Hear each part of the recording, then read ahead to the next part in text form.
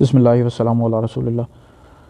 اچھا، درس نظامی کے میرے ایک اسٹوڈنٹ ہیں، انہوں نے سوال کیا ہے کہ حضرت سیدنا علی المرتضیٰ رضی اللہ تعالیٰ عنہ کی ولادت کیا خانہ کعبہ شریف میں ہوئی؟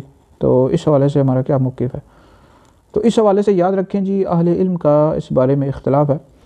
بہرحال ہمارا موقف یہ ہے کہ حضرت سیدنا مولا علی پاک رضی اللہ تعالیٰ عنہ کی ولادت خانہ کعبہ شریف میں نہیں ہوئی، اس پر بے شمار دلائل موجود ہے۔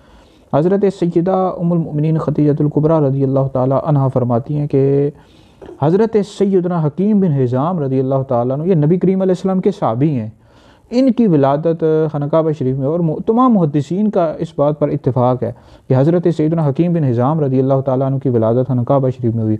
باقی مولا علی پاک رضی اللہ تعالیٰ عنہ کی ولادت کے حوالے سے اختلاف ہے اہل علم کا، لیکن زیادہ تر کی یہ رائے ہے کہ مولا علی پاک رضی اللہ تعالیٰ عنہ کی ولادت خانہ کعبہ شریف میں نہیں ہوئی، اور اس پر محدثین نے بھی لکھا ہے۔ آپ امام نووی رحمۃ اللہ علیہ کو پڑھ کر دیکھ لیں، اس طرح تہذیب الاسماء پڑھ کر دیکھ لیں، تدریب الراوی پڑھ کے دیکھ لیں کہ مولا علی پاک رضی اللہ تعالیٰ عنہ کی ولادت خانہ کعبہ شریف میں نہیں ہوئی۔ مستدرک للحاکم یہ حدیث کی کتاب ہے، اس میں موجود ہے، لیکن یہ ضعیف قول ہے۔ مستدرک حاکم میں موجود ہے، ضعیف قول ہے۔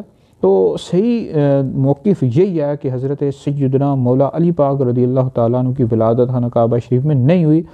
حضرت سیدنا حکیم بن حزام رضی اللہ تعالیٰ عنہ صحابی رسول ہیں، ان کی ولادت خانہ کعبہ شریف میں ہوئی۔